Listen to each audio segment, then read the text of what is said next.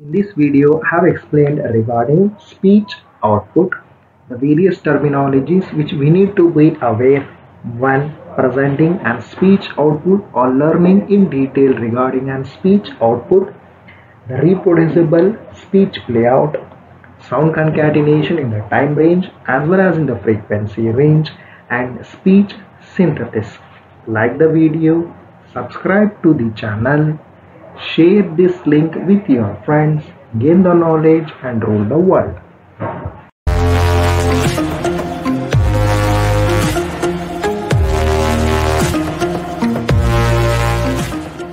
Like the video, write the comments, share this video link with your friends, subscribe to the channel, gain the knowledge and rule the world.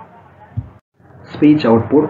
Speech output deals with the machine generation of a speech. That means the output which we get from the machine in the form of a speech is the speech output. A considerable work has been achieved in this field as early as in the middle of the 19th century. Helmholtz used several connected mechanical resonators to simulate the human vocal tract and generate the utterance. That means how we will be speaking in the same way. Helmholtz has tried by using a mechanical resonators to get the output in the form of an speech.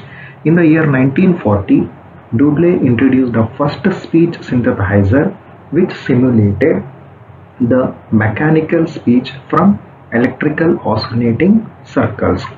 Dudley introduced the first synthesizer which simulated mechanical speech from electrical oscillating circle. What actually the speech synthesizer mean?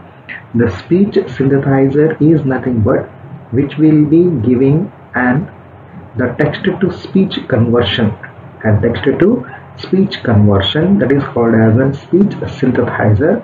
Here is one example.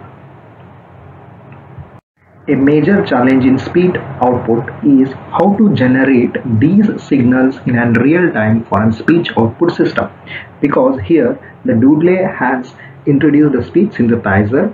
What actually it was doing, it was simulating the mechanical speech from the electrical oscillating circles, and these electrical oscillating circles used to consist of signals.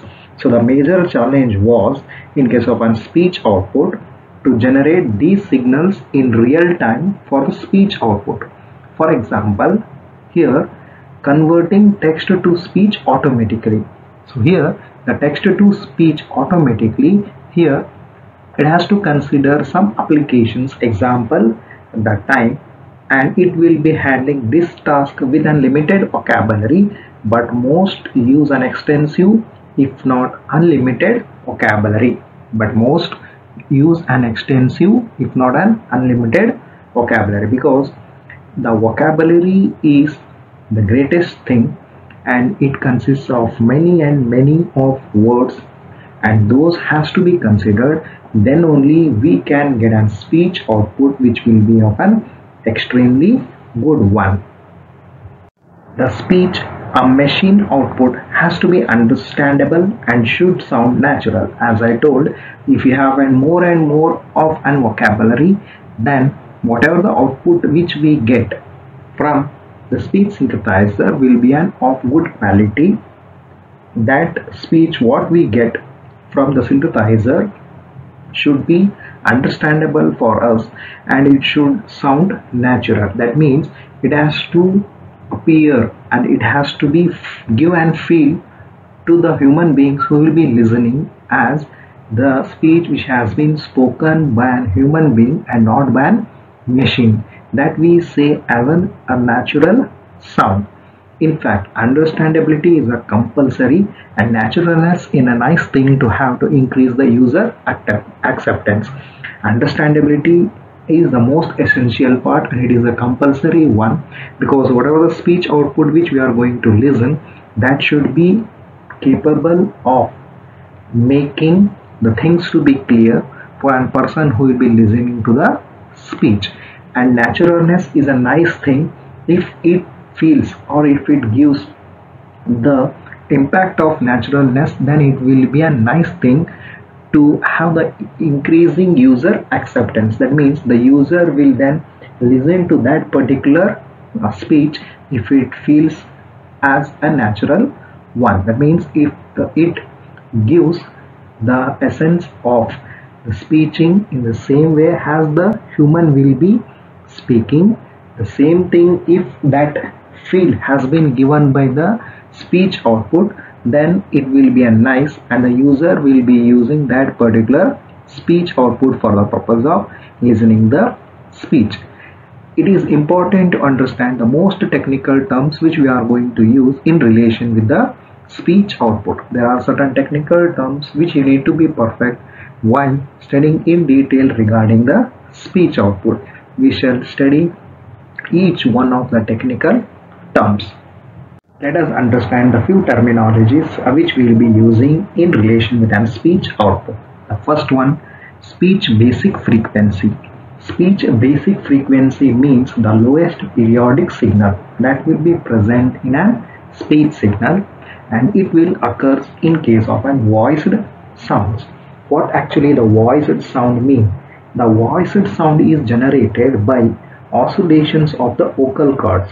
That means we will be making the sound by using the vocal cords, and the oscillations which will be made by the vocal cords depends upon that one.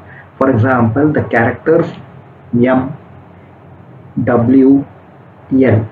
So for these kinds of characters we will be generating the oscillations of an vocal cords, and here these kind of words when we are speaking, which will be consisting of these characters, that is M, W, L, it depends strongly on the speaker. For example, word, word, word, word.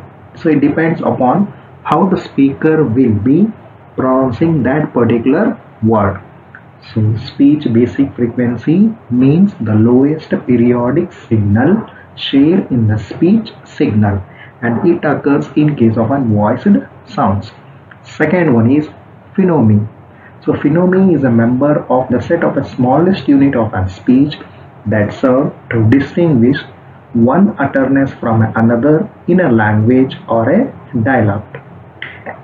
It is the smallest meaningful linguistic unit but does not carry content. A phoneme example: stare, stairs, stare, a stare means one's utterance will be varying from one person to another person. It means the English which has been spoken by a person who is having a thorough knowledge of an English language will appear to be good, but when has been someone having the influence of a little bit of a Tamil, that means a more version of a Tamil language has been mixed, then those speaking will be having a little bit influence of their mother language.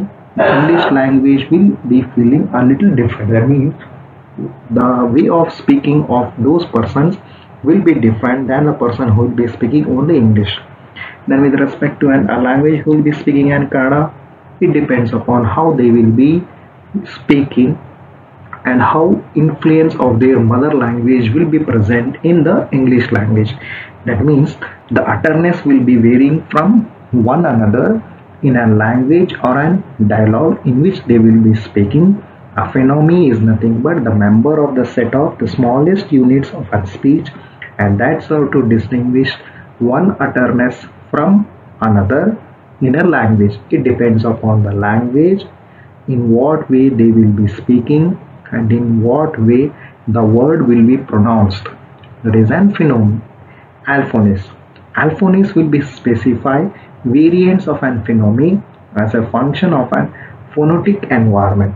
That means this depends upon the environment in which the phonemes will be said, or a phoneme words will be told. Depends upon the environment in which the phoneme will be spelled. Those are called as an alphonese. Alphonese specify variants of an phoneme as a function of its phonetic environment. Next terminology, morphony. So morphony is a meaningful linguistic unit, whether in free form or a bound form, and that contains no smaller meaningful parts. For example, house is a morphony, whereas housing is not a morphony. A morphony is a meaningful linguistic unit, whether in free form or a bound form, that contains no smaller meaningful parts. That means it will be not having a meaningful part when it has been divided. Housing is not a morphony, whereas house is a morphony. That means again it cannot be divided, and that will be not having any meaningful. The next one is voiced sound. As I told, a voiced sound is nothing but the sound which has been generated by oscillations of an vocal cords.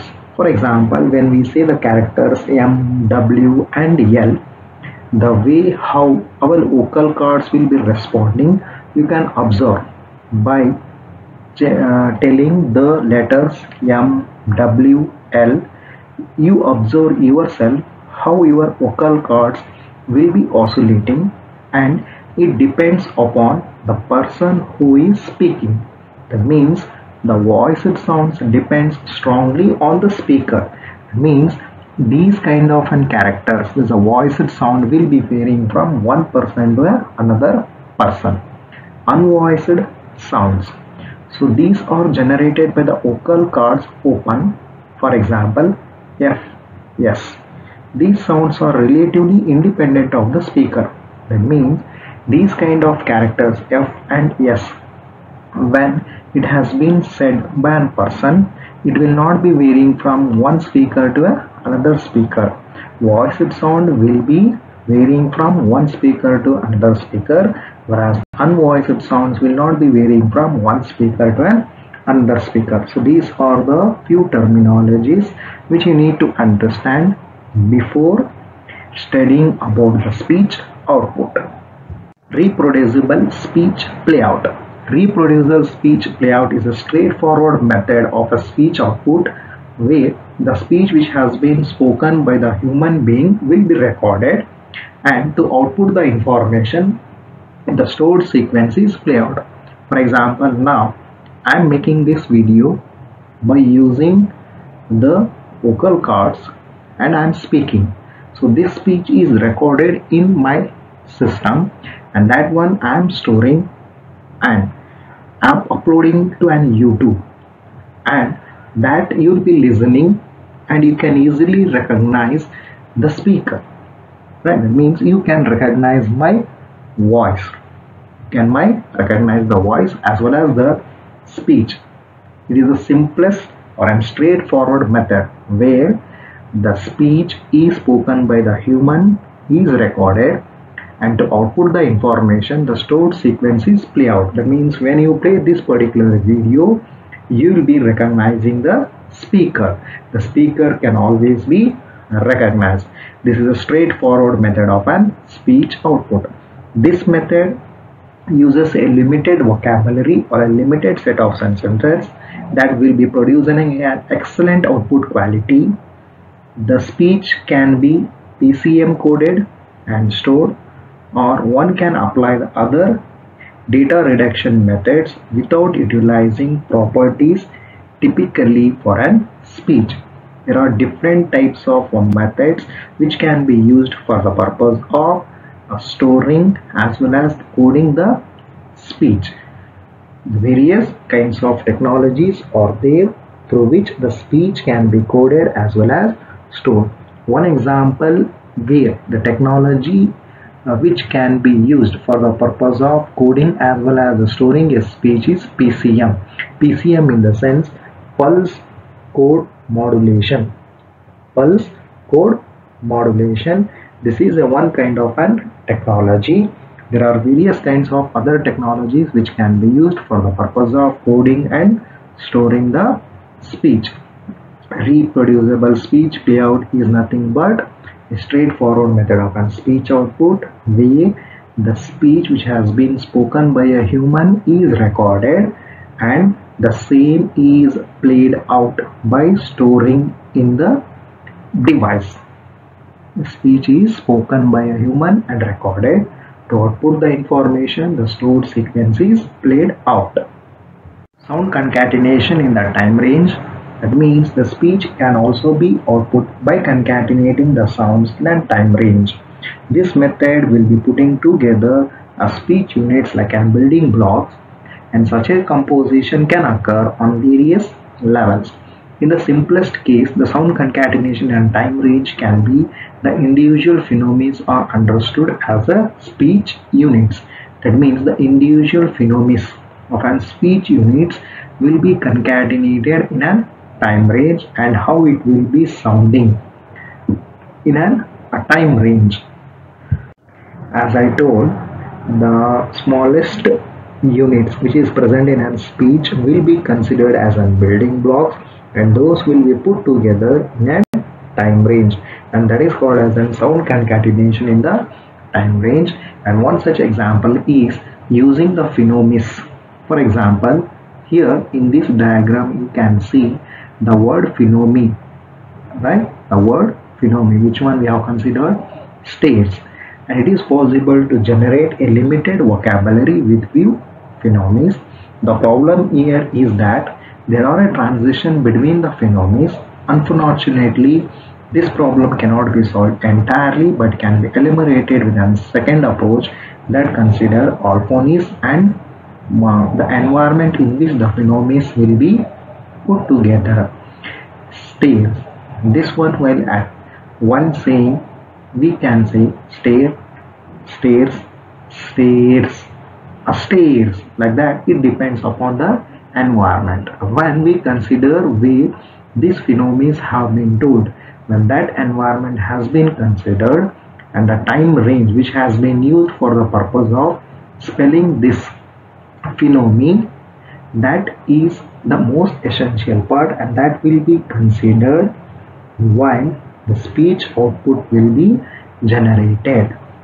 Stairs, stairs, stairs, stairs, like that. It depends the time range which we have put together to spell this particular word. If we group two phenomena, we obtain a diphony.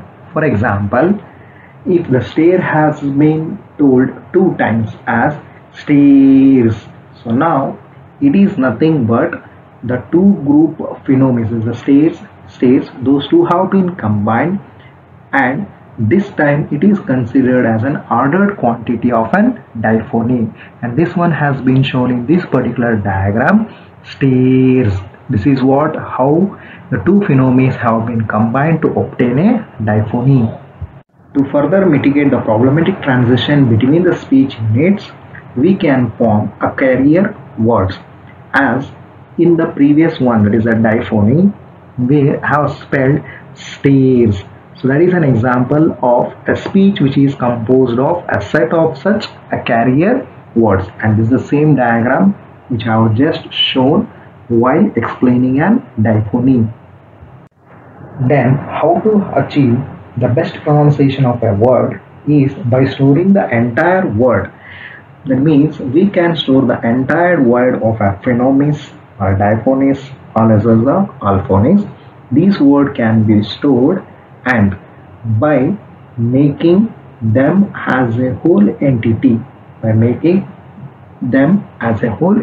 means it can be considered as a speech sequence which has been stored as a whole entity. We can play it out to move into a speech synthesis area. That means that can be played out in a speech synthesis area, means we can achieve the sound concatenation of a word in a time range by storing the word entirely and playing it out into the speech synthesis area. As an example, we can see in this particular diagram the consonant vowels which has been represented stays in that one at whatever you can see their symbol, that is an vowel, and the remaining are the consonant. So here the concatenation of the word which has been present in states can be stored in this way, and it can be played out so that the consonant will be having a less frequency, whereas an vowel will be having a more frequency. In this way, we can try to solve the speech synthesis. That means the pronunciation or the speech which we can listen can be made as a good quality one by storing the word pronunciation of the entire word and playing it out into an speech synthesis area. All these cases of an phonemes, when we group two phonemes and when we having a diphony, all these things are having a common problem, and that is due to the transitions between the sound units, and this effect is called as a co-articulation. What actually the co-articulation means? The co-articulation is nothing but how the brain will be organizing the sequence of vowels and consonants, and it depends upon not only how the person will be speaking, it depends upon the body movement and the way how the speaker will be spelling that particular word. So co-articulation means mutual sound effects across several sounds. So it will be considering the various sounds along with the movement of an body which will be applied when saying an word, and this effect is caused by the influence of an relevant sound environment, or more specifically by the idleness of our speech organs. This effect, that is the co-articulation effect, is caused by the influence of an relevant sound environment, or more specifically by the idleness of our speech organs. It means while telling a particular word, how your body movement will be and how your speech organ will be, that is how your vocal will be saying that particular word. These all depends, so that all these will be considered as a other several sounds, and because of this a co-articulation will be occurred. Co-articulation means a mutual sound effects across several sounds. That means whenever we are telling an word, that word will be having the influence of the environment in which we are speaking and the movement of a body. That is not just related with the speech, it is also considered as a part of an speech. Another important factor in a sound concatenation of a time range is the prosody.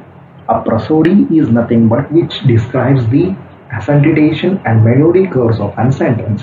For example, how we will be stressing the words totally depends upon the situation, whether we want to say something or we ask something. This means that a prosody depends upon the semantics of a language, so that it has to be considered in each sound concatenation in the time range. For example, if we are stating something or if we are asking something, for example, that is my pen, is the way of something saying, right? And give me a pen, this is what asking something. So these two sentences what I have told, this is my pen, please give a pen. So these two are the sentences which I have told, and these will be the depending upon what we want to express the thing or what we want to tell, and it is depending on the stress of the word which we have put depending upon the circumstances, and it is one of the important factor in the speech output, and it is called as an prosody, which will be describing accentuation and melody curves of the sentence. Concatenation in the frequency range. As an alternative to concatenating a sound in the time range, we can also consider the concatenation of a sound in the frequency range. As an example, we'll be using format synthesis. What actually the format means? The format is the concentration of acoustic energy around a particular frequency in the speech wave. So in a speech wave, we will be considering a particular frequency which has been produced due to the speech, and that frequency will be considered and the concentration will be made around that particular frequency. Formats of the energy concentrators in the speech signal spectrum. As I told, the format is nothing but the concentration of acoustic energy around a particular frequency in the speech wave. That means in a speech we will be concentrating on the particular signal which will be having the frequency and that frequency will be the maxima, right? The maximum frequency. The format synthesis uses the filters to simulate the vocal tract. So what as a format synthesis will do is, the format synthesis will be using the filters to simulate the vocal tract, the characteristics value or the central filter frequencies and the center filter bandwidths. So to make the filters, that is the format synthesis will be using an filters to simulate the vocal tract.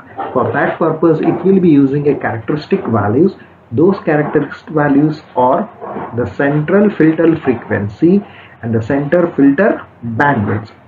All voiced sounds are excited by a pulse signal with a frequency corresponding to a speech basic frequency.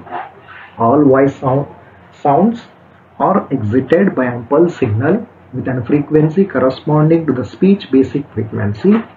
In contrast, whereas in case of an unvoiced sounds, these are generated by a noise generator. All voiced sounds will be having a pulse signal and that frequency will be corresponding to the speech basic frequency, whereas in case of an unvoiced sounds, these are generated by the noise generator. The characteristic values which we consider in the format synthesis will be, as I told, the central frequency or the central bandwidth values, and these values will be defining the individual speech elements such as phonemes. However, the problems which has been occurred in the sound concatenation of a time range are also similar with the problems which we are going to get in the sound concatenation in the frequency range. Means the problems which occur here in case of a sound concatenation in the frequency range are also seen as that of the sound concatenation in the time range, that is phonemes and diphonies. Those problems will occur in the frequency range also. The speech synthesis can be used for the purpose of transforming an existing text into an acoustic signal. Here the acoustic signal is nothing but converting a text to an speech. It means an acoustic signal will be in the form of a sound. So that sound, when we listen, that we call as an speech. Speech synthesis can be used to transform an existing text into an acoustic signal. Here in this particular diagram you can see the various components which are present in the speech synthesis. So this is an diagrammatical representation of the speech synthesis which will be converting a text to an speech, that is a text into an acoustic signal. And here you can observe it is consisting of two things. One is the dictionary, another one is a sound transfer. So in the first step, which will be involving a transcription or a translation of a text into corresponding phonetic transcription. In the first step, it will be involving the transcription or a translation of the text. So whatever the text input we are going to give, that text input will be translated into corresponding phonetic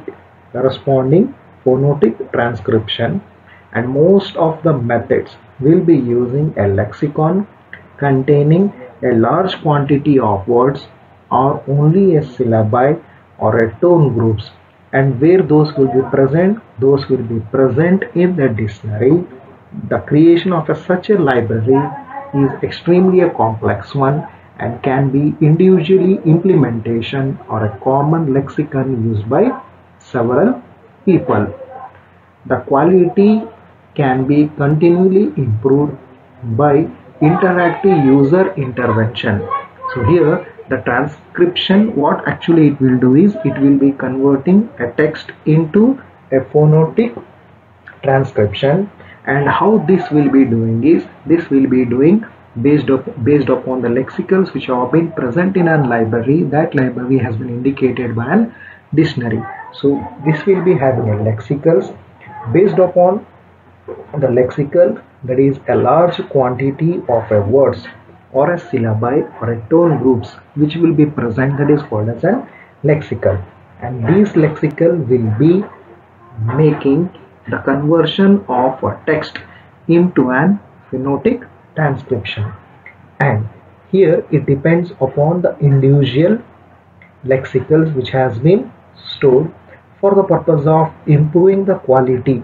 For the purpose of improving the quality, it can be improved by interactive user intervention. That means the user has to intervene. The user has to intervene the interaction, so that here whenever the user will be having the interactive or intervention into the dictionary, then we can get a better quality. That means more and more lexical words which has been spoken by human beings, those should be stored in the dictionary.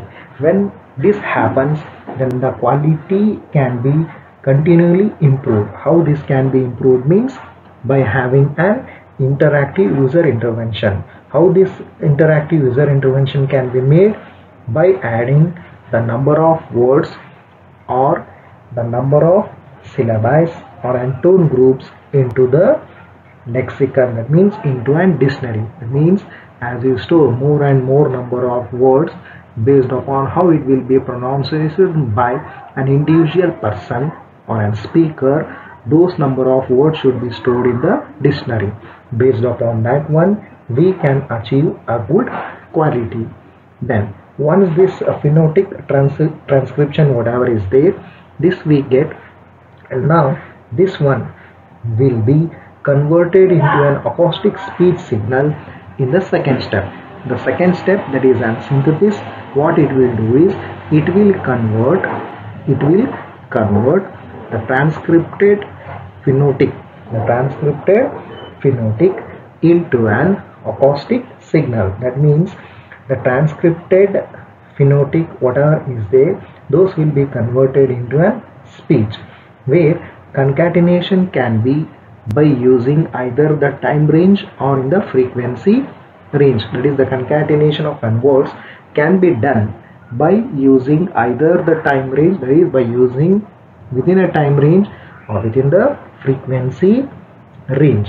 The second step will be converting a phonetic transcription into an acoustic speech signal, where the concatenation can be done in the time or the frequency range. While the first step normally has a software solution, whereas the second step involves signal processors or a dedicated processor. In the first one, it will be just having a software solution. It means just it will be having the lexicons which will be stored, whereas the second one will be involving a signal processors or a dedicated processors are needed in the second step. The first step will be converting a text into an phonetic transcription, whereas the second step will be converting the phonetic transcription into an acoustic signal. The first step will be requiring just a software solution, whereas the second one will be requiring signal processors or a dedicated processor, because it has to transfer the phonetic transcriptions into an acoustic signals. Information which has been done in the first step, and this is the information which has been done in the second. In addition to the problems posed by the co-articulation and a prosody, even the speech recognition has an additional problem which could be occurred. by the pronunciation ambiguities. So the speech recognition has to address the pronunciation ambiguities to avoid generating misinterpretation of the phrases. For example, the glass is full, or the grass is full, or the glass is full, instead of the phrase the glass is full. The grass is full, the glass is full, instead of the phrase the glass is full. So here it depends upon how we are going to pronounce and how the auditor will be listening to the speech. So normally while we speaking only, this pronunciation will be varying. Similarly, when we are converting a text into an acoustic signal by using an speech synthesis, there is a chances of misinterpretation. So to avoid these misinterpretations, what has to do is, the only way so that this problem can be solved is to provide additional information about the context. That means the text which you are providing, along with that one, you need to provide the additional information regarding on what basis the text is. Right. So like the video, subscribe to the channel, share this video link with your friends, gain the knowledge and rule the world.